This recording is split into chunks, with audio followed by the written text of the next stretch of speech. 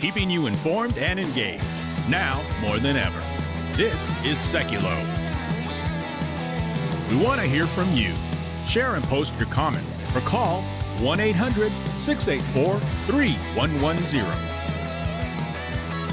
And now your host, Jordan Sekulow. All right, folks, welcome to Sekulow. This is a headline that I've been waiting to read, but of course we had to wait until the election results were finalized and to see the first comments out of the special counsel. Put that in, I guess, parentheses, because there's a case pending at the 11th Circuit that we filed in that would could decide whether or not, as the district court judge did in Florida, Judge Cannon, that this special counsel being appointed outside of Congress and outside of legislative, outside of law, that was different from the independent counsel that was, again, a congressional statute, is unconstitutional, that you can't just pick someone, give them super U.S. attorney power over jurisdiction in the entire country to go after people if there's no law that allows the Department of Justice to do that, and then giving them that separate budget from inside the Department of Justice with little oversight, technically. And so you have that issue. But there is a move, and I would be fine with it, for Jack Smith. Obviously, President Trump said he'd be fired within the first 2 seconds he's in office. So instead of that, Jack Smith now will be winding down, likely, both of the cases against President Trump that he still has pending. So, of course, he's got the classified documents case out of Florida, but right now that's pending just on whether or not he can have jurisdiction. The other case, of course, involves January 6th. That's in D.C. It's not even supposed to have a hearing until March, so can't move forward with that. That is again, that's more than just Justice Department thinking. You can't continue with a criminal prosecution of a sitting president of the United States. So Jack Smith knew the election outcome would have huge impacts on his ability to move forward, but let's remember why it took them so long. The Supreme Court said what they were trying to file was unconstitutional initially out of those January 6 cases, that basically the president, in this idea of when is the president not the president while they're in office, and what's presidential acts and what aren't presidential acts. Those are questions that were going to have to be decided, that now it doesn't appear we will, and it probably doesn't have to be in the future either if we can get rid of lawfare. We're going to have Tulsi Gabbard on later in the broadcast. I want to talk just about that. So it looks like, again, so out of Florida, either Jack Smith will withdraw and his team, and then the Department of Justice would, withdraw the charges from the case, and that could happen in both. I would think that what is pending quickly, obviously, is what's happening at the 11th Circuit. Now, if you were talking about the state cases, it's a little bit different, and we're going to get into those in the next segment of the broadcast. Those are pending out of New York. One with, you've got the Attorney General, Letitia James, making comments like she will be the savior, of democracy and continue to go against Trump. Can she really do that? We will discuss it right when we get back from this first break. This is a short part of the show. I do want to thank so many of you who got involved in our election integrity, the support for that work. We are still, just so you know, we're in contact with the right folks on the congressional races that are outstanding, because there's still many House races outstanding. Now, there is a path for Republicans to get to the majority with I think there's about 11 of those that would get to the bare majority that you need to get to, 218, 219, somewhere in there. But we'll talk about that as well. What's important today is that we're also launching our 2024 Faith and Freedom Drive. You know that we have seen a massive attack on faith and freedom, and this drive's crucial now more than ever, including in these next 74 days of the Biden White House, as he made clear this morning. He is in charge. He is president of the United States and still commander-in-chief. So we're going to see these attacks against Trump. I think federal is very possible, especially with Congress, and freedom. So we're already ramping up our legal teams to fight back. We filed a brief to have Jack Smith, as we said. We filed in that to have him removed from his unconstitutional prosecution against Trump. Now he's backing down, folks. That's a huge win for the country and against lawfare. So I thank you for standing us with there. But New York Attorney General Letitia James, she just threatened that, quote, we're prepared to fight back, and the state courts are different. We're going to discuss it, but we need your support. Your donations will be doubled for the whole Faith and Freedom Drive. Donate today, aclj.org. The Department of Justice is looking to wind down all of its criminal cases against President-elect Trump before his inauguration in January. Justice Department policy prevents its attorneys from prosecuting a sitting president. Officials reportedly see no room to pursue either of Jack Smith's criminal cases against Donald Trump, seemingly saying he's going to take office in a few weeks. So why move forward? There's no way for Jack Smith to sprint to the finish before January 20th. In the D.C. case, there's not even a trial date set, and the issues there are ones that are likely to have to go back to the Supreme Court. And in the Florida case, that is a case that's actually dismissed by the district court, and that is pending appeal. And it's going to take them several days to figure out exactly what this looks like and what they'll do. I'm also told not to expect likely any court hearings, that these would likely be filings, if anything, that would try to resolve these cases. In terms of winding down these cases, they essentially can dismiss them really at any time, or obviously when Donald Trump takes office, he will dismiss the cases and summarily fire Jack Smith. So there's many different ways that the cases could end. They're not practically going to trial anytime soon, even if Trump had lost. But at this point, I do agree that they need to be concluded. These are two of the biggest prosecutions the Justice Department has ever brought. Neither of them will see the light of day. Neither of them will get to trial. Neither of them will get to a verdict. Here's what Jack Smith, I believe, would be discussing as between what can happen between now and January 20th. He's not going to be able to have a trial, but a big question is, will he issue a special counsel report like we saw with the Mueller report, the Durham report, the Robert Hur report? The special counsel regulations say he is supposed to file a written report when he's at the end of his case. Now, ordinarily, you'd wait till after your trials. That's not going to happen. But I want to see, are we going to see a Jack Smith report between now and January 20th? The practical reality is, as you just said, Nate, the federal cases are going bye-bye. That's a Latin term for dismissed.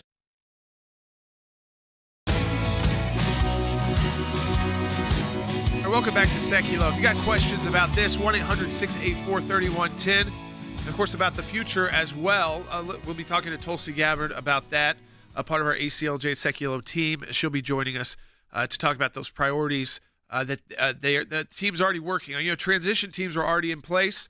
I think something that President Trump has talked about a lot, which is important, is to get the right people in quickly.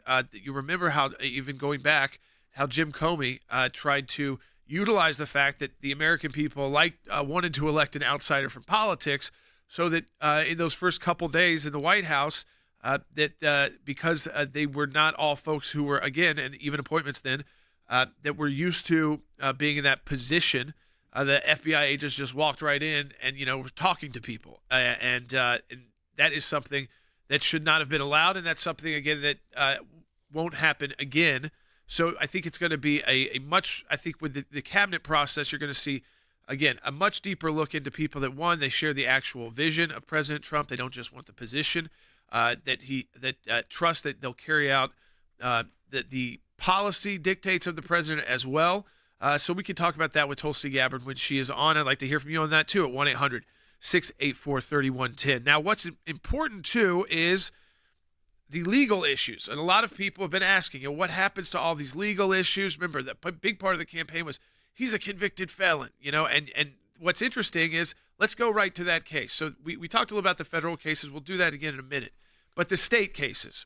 So let's go to Harry Hutchinson. And Harry, let's start with a case that's got trial dates on the calendar very soon, and that is the case out of New York involving that one involves whether or not, again, you've got did President Trump basically, I think the next one in New York, is that the Mershon case, right? It's the Mershon. So this is where he was convicted of the felony counts, where right.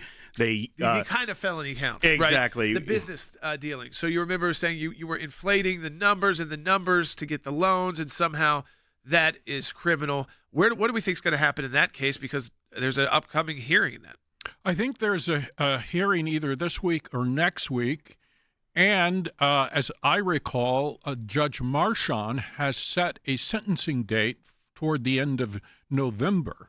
My own intuition says those cases will arguably be paused, if not dismissed, in part because Donald Trump is now the president-elect, And if he were sentenced to some form of prison, he probably would be entitled to an immediate appeal, or at least he would post bond pending appeal. So I'm not convinced that that particular case is going anywhere. There is also a case involving 34 counts brought by the Manhattan District Attorney, alleging essentially that Donald Trump violated New York law. How? Because he engaged in illegal federal campaign violations. And I'm not necessarily sure of the status of that particular case. But the two quintessential cases that are before us today involve Jack Smith, who basically has sought to bring a charge, number one, claiming that Donald Trump has violated essentially the federal laws governing the handling of documents. That's in Florida, and then has engaged in election interference in violation of the law, and he's brought that particular case in Washington, D.C., before Judge Chutkan. Now, it's important to keep in mind that the Justice Department policy prevents the Justice Department from essentially attempting to imprison or bring charges against a sitting U.S. president. Neither case that is pending, in other words, the two cases brought by Jack Smith, are likely to be ready for trial before sometime next year at the earliest. So more likely than not, those two cases will be wound down. So if you look at this, we basically have had a kaleidoscope of cases brought against Trump, and they were all designed to do what? To prevent him from running from office.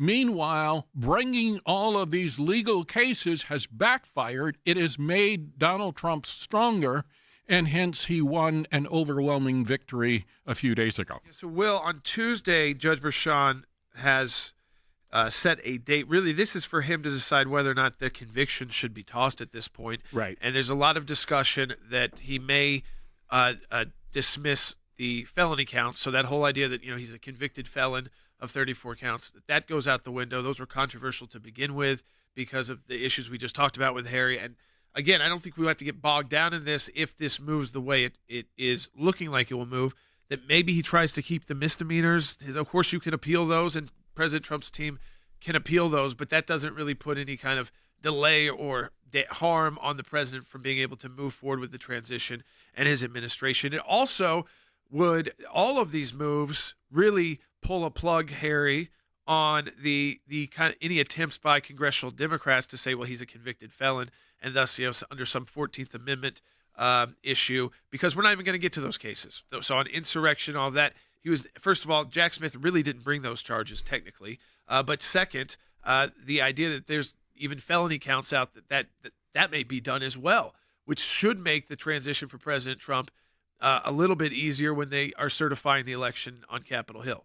Your analysis is precisely correct. And keep in mind that Jeremy Raskin, a representative from Maryland who has threatened to bring charges within the meaning of the 14th Amendment, thus disqualifying President Trump from taking office, he may be bereft of any power to do so, number one, because more likely than not, the Republicans will retain control of the House of Representatives. But number two, there will be no basis within the meaning of the 14th Amendment to deprive President Trump of the opportunity to take office either.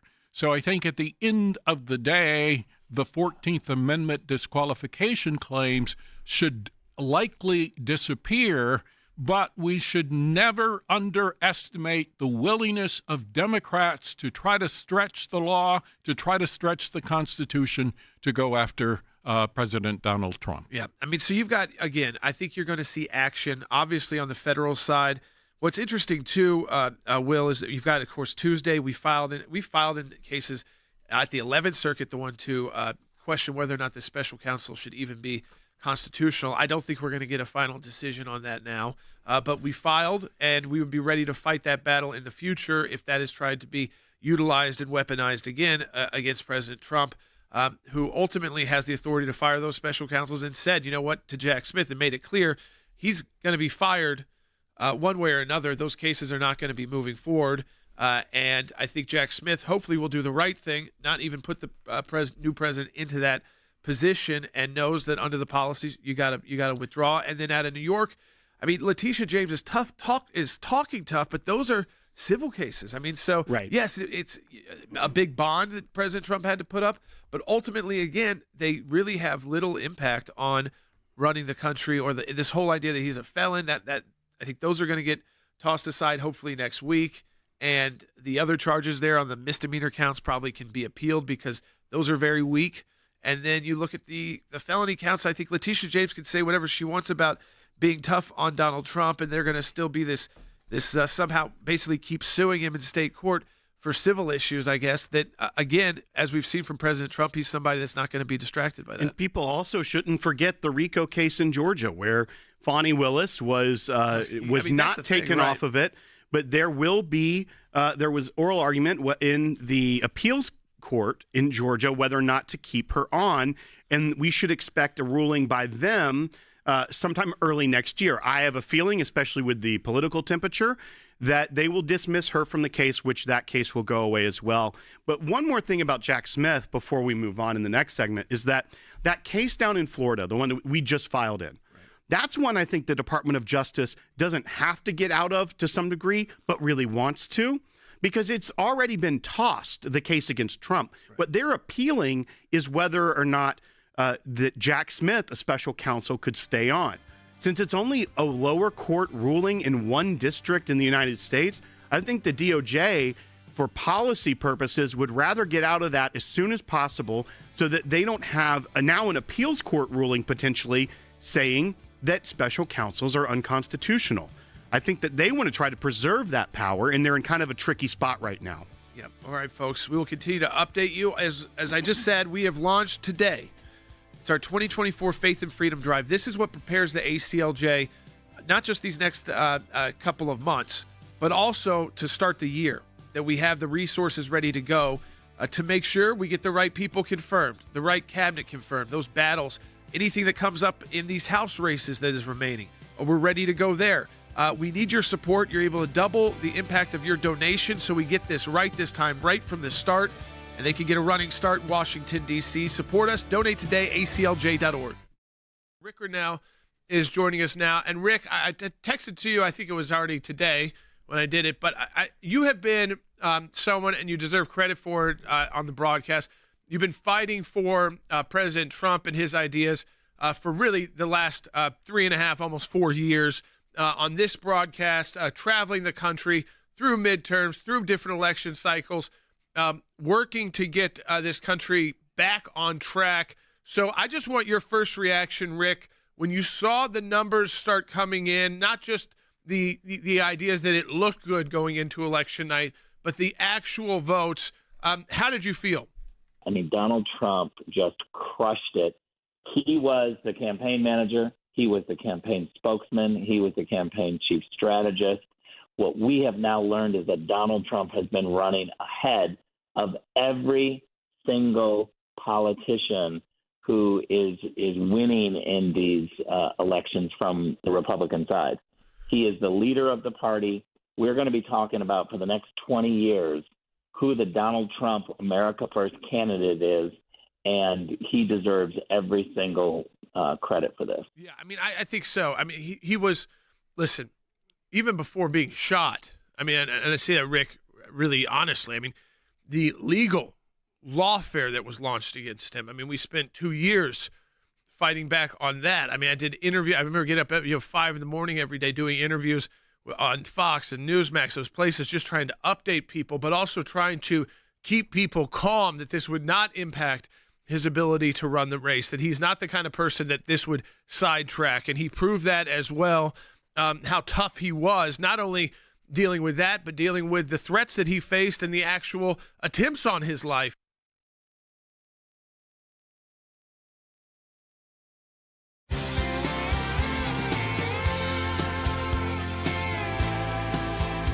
All right, welcome back to Sekulow. I want to take your calls, and then we're going to give you an update on where we are with the House of Representatives. Remember, second half hour, Tulsi Gabbard is going to be joining us as well to kind of talk about the getting to, obviously the victory on Tuesday, and then looking forward as well to legislative priorities for the Trump administration, and for those individuals who came on and joined that team and were very clear with the priorities they had and the reasons why.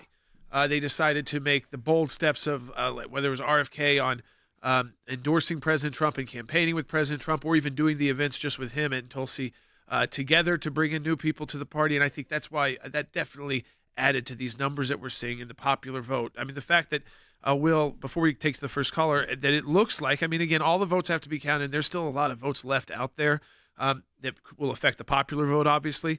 But it looks like right now that we will win the popular vote. That's right. I mean, as when I say we, that the Republican presidential candidate, Donald Trump, wins that popular vote, which also puts, we said that, the one move that they wanted to do on, maybe trying to say that he's under the 14th Amendment, somehow he's a felon and not qualified. That's not going to work. It doesn't look like, because of the court cases, even out of New York. And then when you look at the situation, of course, on these other issues like the popular vote and should we not have an electoral college, well, what was shown by going to California, by going to New Mexico, by doing a little extra campaigning at the end in states that were not as close, but were again, they were populations and demographic groups you wanted to speak to directly to the entire country.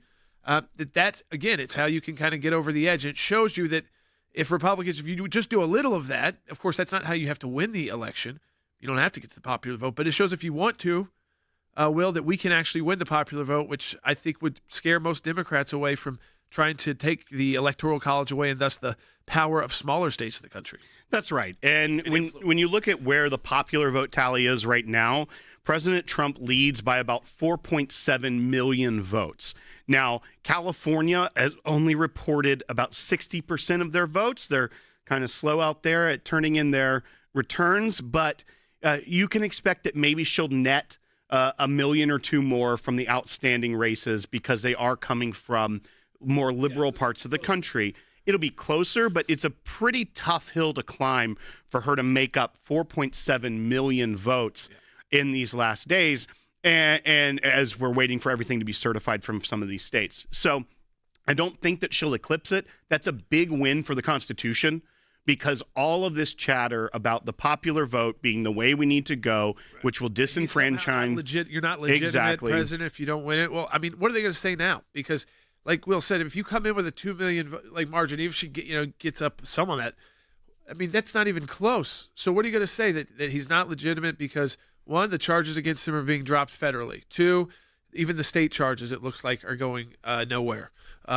And we'll know about that very soon on all of that. So that all would be done before he's even taking the oath of office, so that he wouldn't even have to fire Jack Smith himself. That they're self-firing right now, which is great. They don't want to have to go through the Trump. Should we play it for everybody? We can play it for everybody. I guess Jack Smith doesn't want to have one of the moments from TV. Let's play it. You're fired. Get out of here. Which he said he would do in the first 2 seconds he was in office. And I think anybody coming to office would.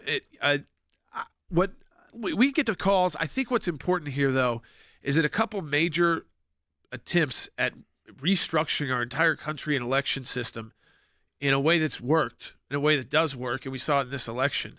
And if you look at 2020, it's just kind of this bizarre COVID election in our history, and it's 4 years that, Lord, a lot of people would like to forget politically, with the Biden administration and kind of a president asleep at the wheel and the withdrawal from Afghanistan. You could go through the horrors, but let's look towards the positives in the future now that we can fix it. And that's what the job is of this new majority coming to Washington, which is going to likely be a Republican majority in the House. Slim, but a majority, which the Democrats thought that would be their holdout. We know there's going to be a Republican majority in the Senate, Will. The question is right now, we're at 52. It looks like we're going to get to 53 in Pennsylvania, and there's a couple other races that it's possible that we could add one more. But 53 is still in a great place to be when you're talking about getting your nominees through to the people that you really want to serve in your cabinet, and the people that have to go through the confirmation process, judicial nominees as well, and then, of course, legislation. I mean, they'll look at, again, will there be more Democrats that are willing to cross the aisle on some of these pieces of legislation, knowing that if not, I mean, they've got nowhere to go in the House, nowhere to go in the Senate, nowhere to go in the executive branch. So I think it's just a critical time. We take the call. Let's go to Todd out of Georgia on line 3, because I do think answering these legal questions is going to be important over the next couple weeks. And we're not just going to do this today, but obviously when the moves start happening, we will update you on this broadcast throughout with all of these different cases, whether it's Georgia, Florida, D.C., and New York. We will update you. But Todd, you're calling in from Georgia and you're on the air.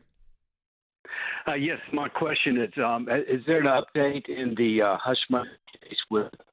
So that is the case involving Alvin Bragg and the business dealing. So they brought that in as the reason why there was some kind of campaign finance violation, and thus the New York district attorney in New York could start enforcing federal election law to make a misdemeanor, which is the falsification of business documents in that case, the 34 felonies. That's what they said would brought it to a felony. And we expect that Judge Merchan, who already has it scheduled for next Tuesday, what he's going to do with these charges. I mean, that's what the hearing is on, and most people expect, again, that these are going to be tossed some way, one way or the other. And Judge Merchan has an easy out here, because remember, there was a critical error, and some people called it mission creep, by Alvin Bragg's office when they brought this case. This was campaign finance related while he was running, but at trial, they introduced testimony from individuals that worked in the Oval Office. And so what and related to things that were going on with the president's work as president of the United States. So the critical error by Alvin Bragg is that he may have introduced testimony which would be covered by the immunity agreement, which wouldn't typically apply to in this scenario. But because of the way the prosecutor brought it forward, that may be the key reason that Judge Merchan on Tuesday says, you know what? The evidence before the jury was tainted because you introduced things that the Supreme Court has now said you cannot. Right. Therefore, I'm dismissing everything, get it out of the court, no appeals process, and then they can just go back to the shadows of their work as judges. You know, and I think, again, in D.C. with Judge Shutkin, I mean, that was not supposed to be against until March.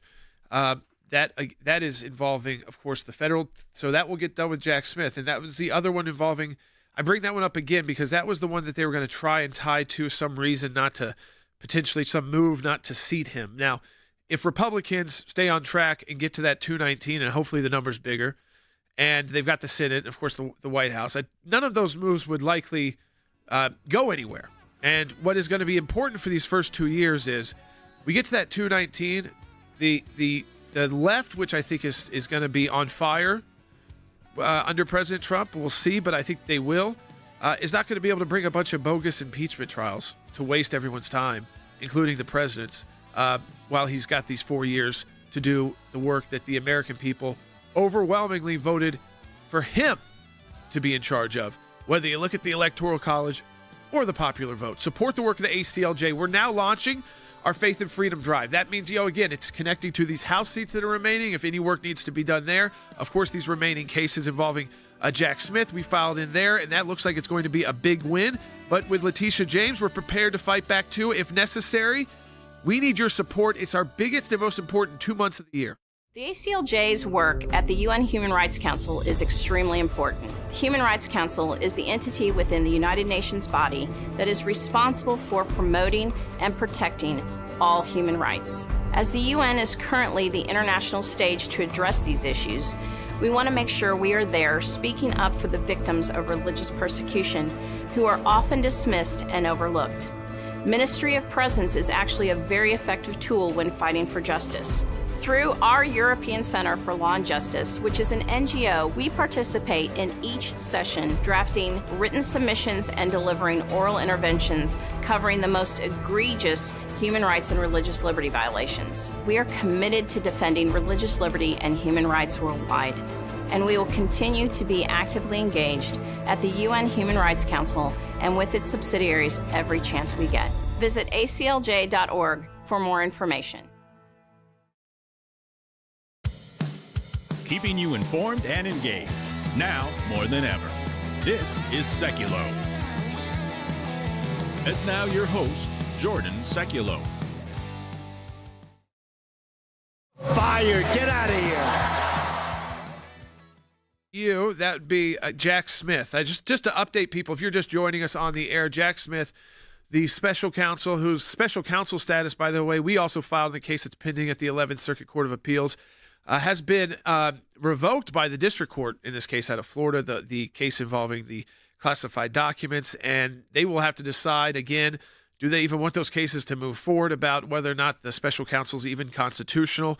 I don't think they will, and I think that what we're hearing from all reports is that Jack Smith is going to be, in some sense, either withdrawing his team and then the Department of Justice would withdraw the charges, and that would involve Washington, D.C. and the charges from that pending, coming out January 6th, but also the classified documents case, and it would put an end to the case over whether or not his position was constitutional or not, which means the next time around a special counsel gets appointed, they could probably still do their work. They'd be in the one jurisdiction may have an issue, so but it wouldn't be final that that's unconstitutional, even though we do believe it is when you look at the situation that there's no law, there's no money behind it. I mean, the list goes on and on. Now, to update you too, in New York, Judge Merchan, that's the one where they could use the 34. He's convicted of 34 felonies.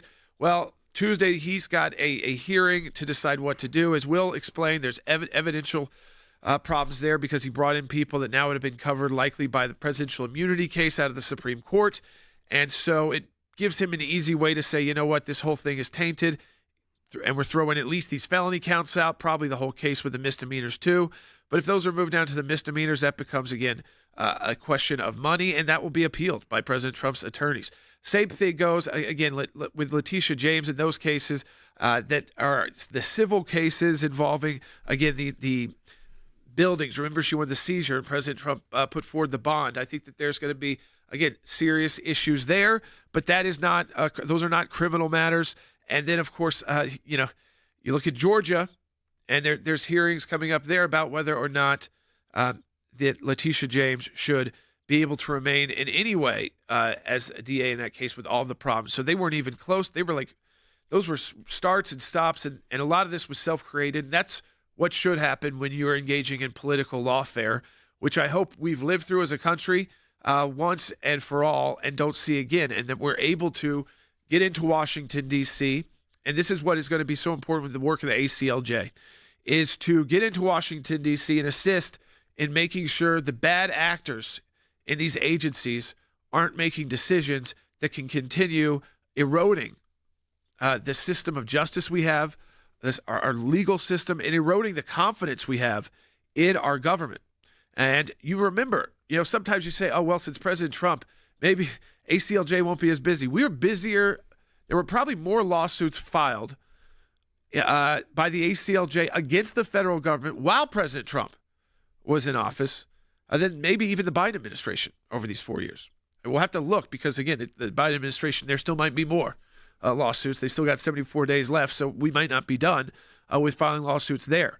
So understand, when you talk about, coming in, fixing things, getting rid of the bad actors, making it easier to remove these bureaucrats who are not following their instructions and are actively, whether it's leaking information or actively trying to thwart the instructions and the policies of the President of the United States and who they designate to be in the cabinet.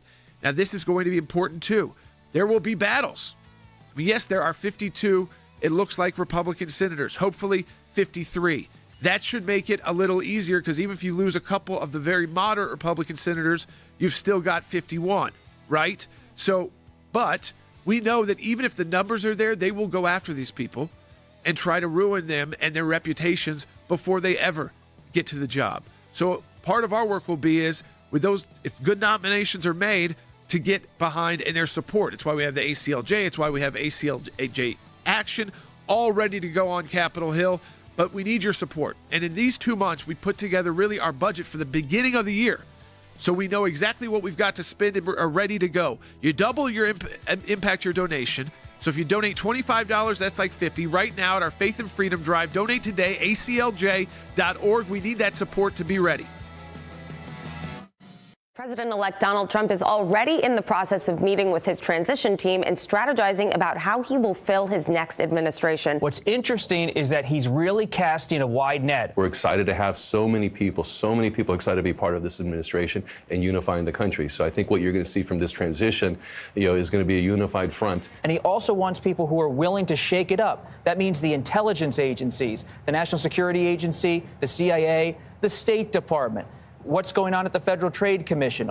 All of it will have Trump's fingerprints on policy and attitude. We're also going to make sure that the American people understand. We understand their priorities. We appreciate their vote. And we're going to go forward in a common sense approach with the mandate to make sure that we hit everything right, that the promises the president made are kept. In 2016, Trump wins the White House as an outsider. Now as president-elect, he's someone who has served in the office before. So you don't see the kind of chaos on the outside in terms of this transition process. Based on our conversations with Trump's sources, there is a convulsion on the horizon. They are prepared inside the Trump inner circle to upend how the federal government works. All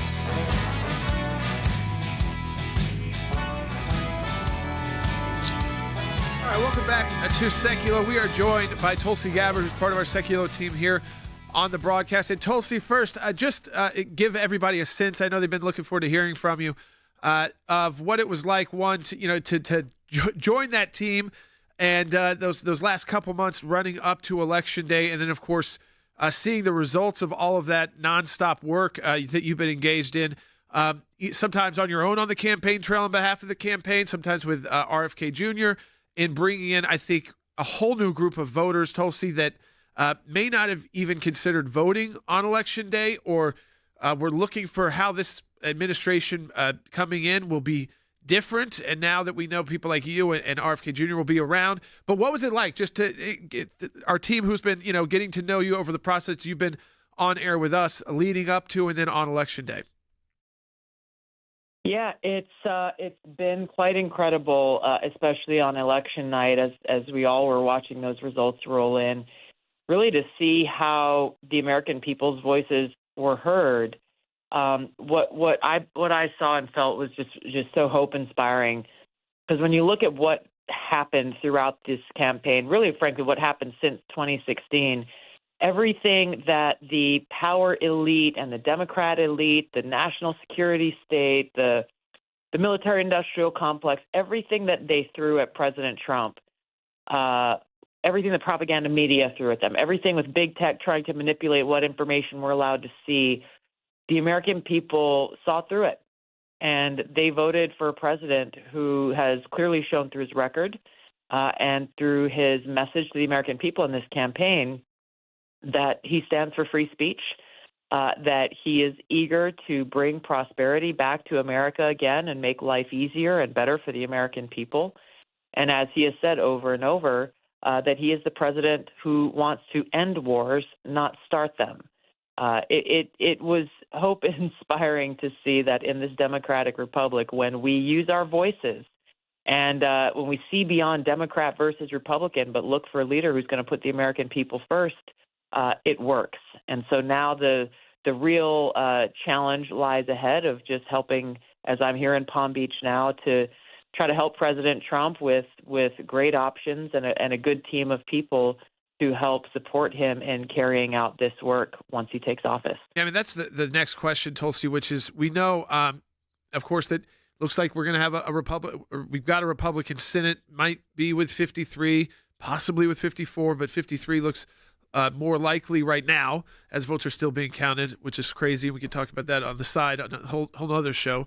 But as that's moving forward, it does, again, I think, give you even broader options to choose in a cabinet. And not just cabinet, but your advisors as well.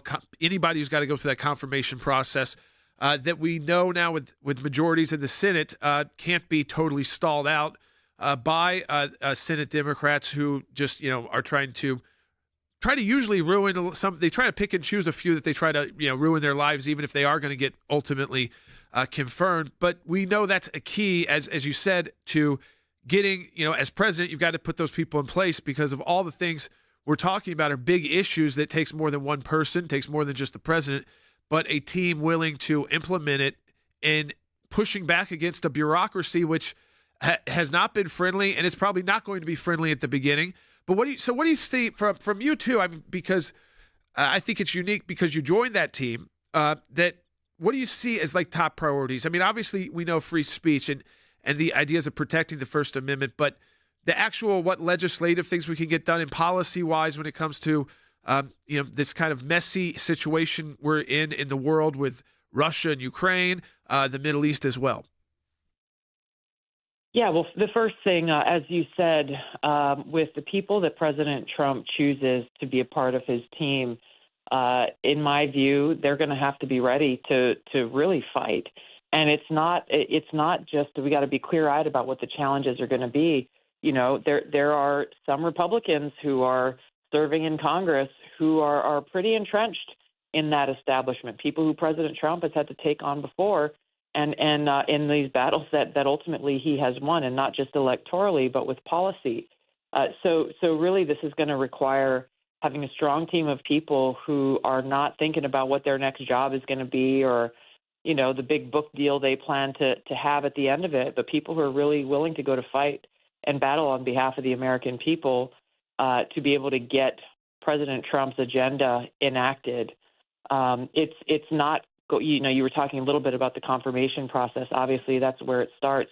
And I think that's where I just would encourage your listeners and viewers to keep an eye out for how the big special interests, big pharma, the military-industrial complex, and others are going to, in the national security state, they're going to try to undermine President's agenda.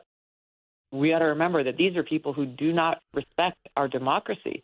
They don't respect the voices of the American people. So even though our voices were heard in this election, it's not the end of the fight. They're going to do everything they can to try to neuter Trump. And this is in Congress in some places. But as you mentioned, it's also in the administrative state and the bureaucratic state who want to try to wait him out or slow roll him or block him for the next 4 years so that he's not able to deliver for the American people. This is how dangerous a mindset it exists in the entrenched Washington establishment. The one thing I think is interesting because, again, he's someone who has served as president and went through those 4 years, 4 years out of office, and now we'll have 4 years back in office, is that we all remember the issues that were, a lot of them kind of, I wouldn't say self-induced because this was someone coming totally outside of the process, but by some of the advisors and people who just weren't thinking as much about, oh, this person's resume looks great, so let's put them in this position. And then ultimately thought, well, because he's an outsider, he's going to let me basically make all the decisions I want. And so I'm going to run this department this way. And we saw that conflict. And I think we saw Jim Comey even take advantage of that by walking FBI agents in and not going through the normal process of going to the White House counsel to schedule interviews or even allow those interviews to take place. So I don't think that, again, we have to be in that position again. And I think that's the goal, is that you can hit the ground, right? Tulsi, I mean, you want to be able to hit the ground running the moment that you've taken that oath, putting forward that team and getting not just the top names in place, but their people in place as well, so that from day one and on, you can start putting forward those policies you've been campaigning on into action, especially while you've got what should be as friendly of a Congress as you can ask for as a president. I mean, you don't usually always get, the House and the Senate. You might only have it for a couple years. You don't want to play out longer than that. And so there's a lot to do. But like you said, those interest groups, right? Like they didn't lose on election night. They may have lost some of their influence from people that were in Washington, D.C. on the right and the left, but they still have the money and the resources to fight back, like you said. And so we are going to be fighting some big outside influences as well. That's right. And I think that's, if there's any message that I hope your listeners and viewers take away, is this: we the people won on election night, but we got to stick together and stand strong for the battles that are ahead. so that we can remind every single elected official in Washington, D.C., that we the people have the power.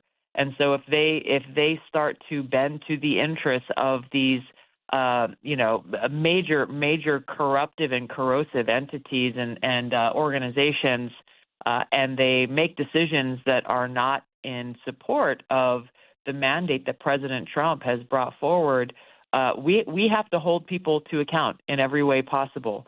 I really am hopeful that in this administration, we're going to see far more transparency than we've ever had before from any federal government, that we're going to see, with the help of the Elon Musks and, others who are obviously Bobby Kennedy and people who are going to tell the American people every single day, here's what's going on, here's where the problems are, here's who the problems are, and here's what we got to do to overcome this. Here's where we need to make cuts. Here's where we may need to invest a little bit more. I think with that transparency and including the American people in this work, this is very much aligned with what President Trump has always done. I could see him, and I'm not speaking for him, but I would not be surprised if he continues to make time to go out and have these big rallies to tell the American people what's going on, where the problems are, and what we got to do to fix them and to solve them. So the work really is just beginning now that this election is over. And as you said, it is critical, and President Trump is focused on making sure that he can hit the ground running with the A team by his side, ready to get to work. We've only got about a minute, Tulsi, but I did want to say too, I think there were some new issues too that expanded, and I think we don't have to even really dive deep into the numbers to know about, when we look at the numbers, we look at the popular vote, issues like health, issues like you've talked about, this military-industrial complex, that were kind of new for Republicans to really start thinking about this election cycle, and voters in general, people who may not have voted. And we grew the tint. I mean, and it's a big thanks to you for stepping out, taking the heat that you take, for doing that, because it's clear with those amount of votes, Tulsi, that with 30 seconds left, that we brought a lot of new people on board to this team, whether it doesn't have to be a party, but about the issues that are important. President Trump talked about it over and over. He said this is a movement of love, and it is. And that's how all of these people came together, out of love of country and love for each other and the knowledge that we got to fight for our freedom and our future. Tulsi, thank you for taking that time. Get a little rest, but we need you to keep working. We will be right back on Sekulow.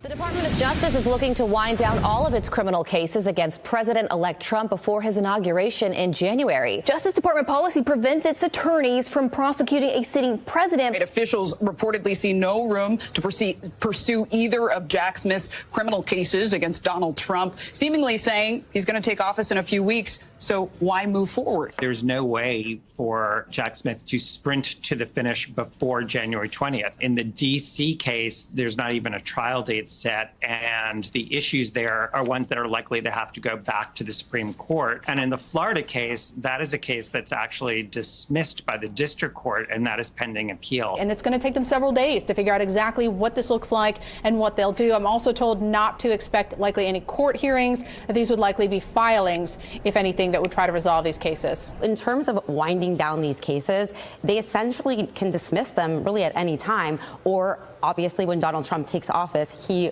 will dismiss the cases and summarily fire Jack Smith. So there's many different ways that the cases could end. They're not practically going to trial anytime soon, even if Trump had lost. But at this point, I do agree that they need to be concluded. These are two of the biggest prosecutions the Justice Department has ever brought. Neither of them will see the light of day. Neither of them will get to trial. Neither of them will get to a verdict.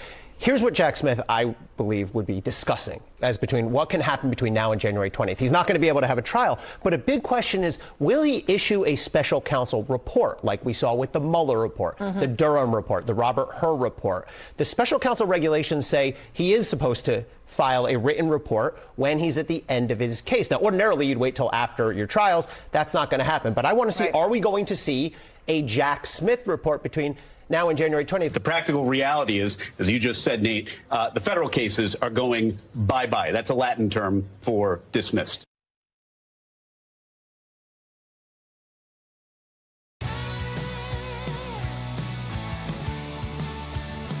Back to Sekulow. As we begin these next 70 odd days, before the inauguration. Obviously, as you just heard from Tulsi Gabbard, you heard from our team, and you know this, that you have to be clear-eyed and ready for the fight. That you go through until you're even to Inauguration Day. Now, I think we did a good job, and all of you did a great job by getting out the vote. And we said if we swamp the vote, there's not going to be election issues that are widespread. The issues that were happening on Election Day were taken care of. The issues that we had to deal with the ACLJ, we were able to deal with quickly and assist those who needed help. It was a kind of a different feel. And even the criticisms that came in remember some of these states that said this is like Jim Crow voting in Georgia. It'll be like that this election cycle. And there was all that focus on that the new Georgia election laws were going to disenfranchise people, and then less people would be able to vote because it would make it tougher. Hey, Will, just tell everybody how many more people voted in Georgia this presidential election? That's right. With about 4.8 million voting in 2020 in the presidential election, Georgia has had about 5.2 million voting this election. So they added about 300,000 to 400,000 votes under the voter protection law measures that were passed by Governor Kemp in the wake of 2020 election, that Democrats went on a firestorm saying that this is disenfranchising voters. The president himself said, Joe Biden said, this is Jim Crow 2.0. He even said this is like Jim Eagle. He was trying to make a clever pun about the voting law. But instead, what you see is when you put voter protections in place, more voters were able to turn out there. I think that's what you saw. We told you folks, we said, in many states, there have been good updates to the laws. And, we're not going to be dealing with just flying around. Everybody's getting paid ballots mailed to them. And did some of those situations occur? Of course. But most of those were not widespread.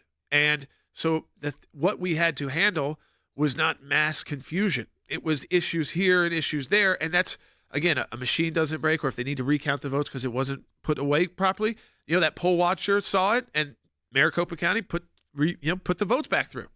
So no question, you didn't have to go to 3 levels of court to get that done. So the transparency then equaled more people voting, and I think again it took the Democrats off guard because when you look at and we played it before from CNN, we're not going to play it again, but there was not a single county in the country where this is just strange based off demographics too, just people moving. So some places, just bigger populations of maybe liberal voters and things like that. But still, with all of that and all the transition that was made during the COVID years, there was not a single county in the country that Kamala Harris was able to outperform Joe Biden, even by 20 votes. Not one. So when you look at that, Will, it is not as surprising that Democrats going into the election night thought even if they lost the White House and the Senate, which they had almost basically admitted to because of the races that were out that were going to be up in this cycle, that they thought that they were going to flip the House. I mean, they were fairly confident there. And now it looks like that is not going to happen. It's not 100% certain yet. But right now, if you look, the House Republicans are on path to the similar kind of majority, 218, 219. Right. But it's a majority, and that gives President Trump a majority in the House and the Senate to work with. And you know what that does prevent, likely? Ridiculous impeachment hearings, trials in the Senate that slow things down. It prevents that for at least a couple years till you get to those next midterms. And I think it can also speed up the time to get good people in those positions so that you can implement the policies that you promised you would to the American people. You got to have cabinet secretaries. You got to have advisors. Those that need to get confirmed, you got to get your people out all around the world. And that will be done.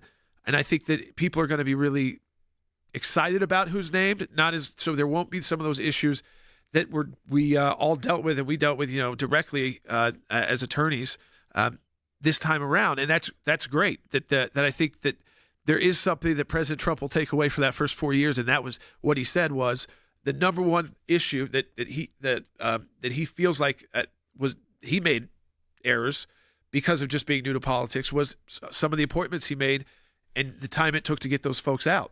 And if you don't have that issue, which there's no reason you should this time, that is going to be a lot smoother than to get your policies put in place. And then you go to the legislative issues as well, and you fight those battles. That's right. And so in the House of Representatives right now, about 400 races have been called. So there are 35 outstanding races that have not been called yet. Republicans have 209 seats, and Democrats have 191. Now, you look at that and you're like, there's a good advantage. A lot of the races that haven't been called that are pretty secure Democrat seats in California.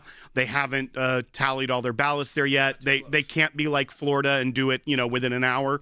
But there are some signs that the Republicans do have the momentum to at least, it looks like, get to that 218. It will be close. There's a race in Washington State that's guaranteed to be a Republican because they do a jungle primary system where the top 2 vote getters go on to the general election. Both of those are Republicans. So no matter what, it's a Republican versus a Republican in the general election. No matter what, that seat's going red. Alaska hasn't been called yet. Pretty safe to say that it's going to be the Republican seat to 11. Yeah. And then you look at, there are some where there is a good margin for Republicans.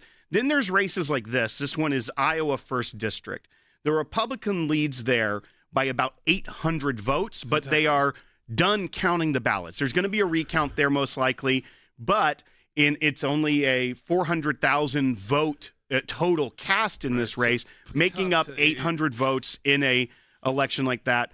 It looks good for Republicans. There's about 11 or 12 that Republicans are leading as of right now. If they were to take even just a handful of those, it gets them pretty close to that 218. Yeah, and then you get to the 218, you try to start building on that. And obviously, you're able to focus your resources now on those places that are down to an 800 votes. And if they go to a recount, that you've got the right monitors in, and if necessary, legal steps. And that is, we have made it loud and clear to the people that we need to, that if any additional assistance is needed legally, we're ready to go. We've done those cases before a number of times in many cycles, as you know. And so we will see. I mean, some of that work will take some time to shake out. It's again, because they do move quickly, but they'll look at, it's the time now. And then, of course, between the beginning of the new Congress and of course, the swearing in of the president. So that is a critical time. I do think this, the radical left is kind of, they're figuring out what are they going to do next right now. Okay. It doesn't like they're going to have the House. They don't have the Senate. They're not going to have the White House. And the man they called Hitler just won the White House with the popular vote. And amongst Jewish voters, for instance, I mean, margins that we've never seen before, closer to 40 and 50% of the Jewish vote in key battleground states had gone Republican, where in the past it was like 10 to 20%. So, I mean, doubling or even tripling turnout there. Hispanic vote, the black vote, Latino vote, women. People just saw through all of the words and attacks and said, listen, I know what I'm living through right now. I know what it costs to have to go to the grocery store. I know what it costs to fill up my car. I don't want to keep hearing about the fact that, somehow none of us are going to be using gasoline, or so why are we not using the oil that we have in the United States? But also, those same people say, why is the food we have all these chemicals in it? You can be on both sides, the same sides on those issues. And I think that's why we have this great coalition. Support our work. Double the impact your donation. Donate today, aclj.org. We need